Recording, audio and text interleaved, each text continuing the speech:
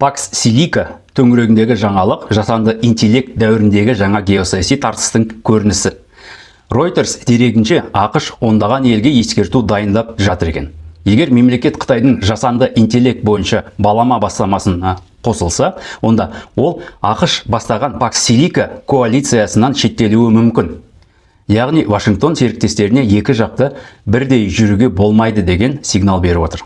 ақш мемлекеттік департаменті бұл ақпаратқа ресми түсініктеме бермеген, өйткені Reuters ішкі құжат жобасына сүйеніп отыр. Бірақ жаңалықтың салмағы үлкен. Әңгіме енді жай ынтымақтастық туралы емес, технологиялық лагерлердің бөлінуі туралы болып барады. Пакс Силика деген не? Атауының өзі көп нәрсені аңғартады. Пакс тәртіп, ықпал аймағы деген мағына береді. Силика кремний, яғни микрочиптер мен жартылай өткізгіштердің негізі. Қарапайым тілмен айтқанда, Пакс Силика ақш құрып жатқан кремний тәртібі. Оның өзегі жасанды интеллект, чиптер, дата орталықтар, энергия, критикалық минералдар және жоғары технологиялық өндіріс. Қазақстан бұл бастамаға 2026 жылғы 25 маусымда Вашингтонда ресми түрде қосылды.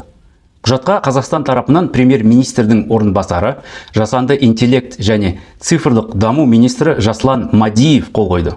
Қазақстан Пакс Силикаға кірген орталық Азиядағы алғашқы ел болды. Бірақ мәселе мынада. Қазақстан Қытай ұсынған жасанды интеллект жөніндегі балама халықаралық құрылыммен де байланыс орнатқан елдердің қатарында аталады. Reuters мәліметінше дәл осы жағдай Вашингтонды алаңдатып отыр. Қазақстан екі бағытта да көрінген жалғыз елдердің бірі. Қытай өз бастамасын ақш ықпалына балама ретінде ұсынып келеді, ал ақш Пакс Силика арқылы сенімді жеткізу тізбегін, қауіпсіз технологиялық инфрақұрылымды және Қытайға тәуелділікті азайтуды көздейді. Сонда ақш Қазақстаннан нені талап етіп отыр? Тура мағынада Қытаймен араңды үз деген ресми ультиматум әлі жариялаған жоқ. Бірақ саяси сигнал анық. Егер сен Пакс Силика ішінде болғың келсе, онда Қытайдың бәсекелес технологиялық жүйесіне қатар кірме. Бұл жұмсақ қысым. Дипломатиялық тілмен айтқанда үйлеспейтін міндеттемелер. Қарапайым тілмен айтқанда бір орындыққа екі жақтан отыра алмайсың деген сөз. Қазақстан үшін бұл өте нәзік жағдай. Бір жағынан Пакс Силика бізге үлкен мүмкіндік береді. ақш, Европа, Жапония, Корея сияқты елдермен бірге критикалық минералдар, дата орталықтар, жасанды интеллект, инфрақұрылымы, инженерлік білім және жоғары технологиялық өндіріс бойынша жұмыс істеуге жол ашады.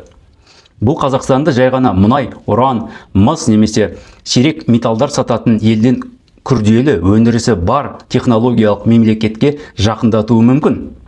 Екінші жағынан Қытай біздің көршіміз, ірі сауда серіктесіміз, инвесторымыз және логистикалық бағыттымыз.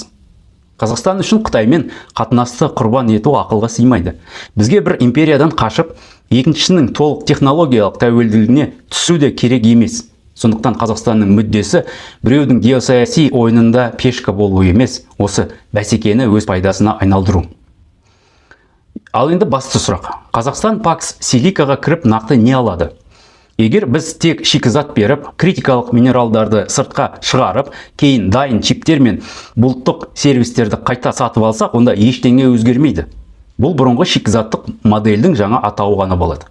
Ал егер Қазақстан өз жерінде минералдарды терең өңдесе, дата орталықтар салса, энергия инфрақұрылымын жаңартса, инженерлік мектеп қалыптастырса, бірлескен зертхана мен өндіріс ашса, онда бұл тарихи мүмкіндікке айналады. Сондықтан бұл жаңалықтың түйіні мынау. ақш Қазақстанды біртіндеп таңдауға итермелеп отыр. Бірақ Қазақстанның таңдауы ақш па Қытай ма деген қарабайыр сұраққа тірелмеуі керек. Дұрыс сұрақ басқа. Қазақстан жаңа технологиялық тәртіпте кім болады? Шикізат қоймасы ма, әлде өз мүддесін қорғай алатын өндірістік және цифрлық мемлекет пе?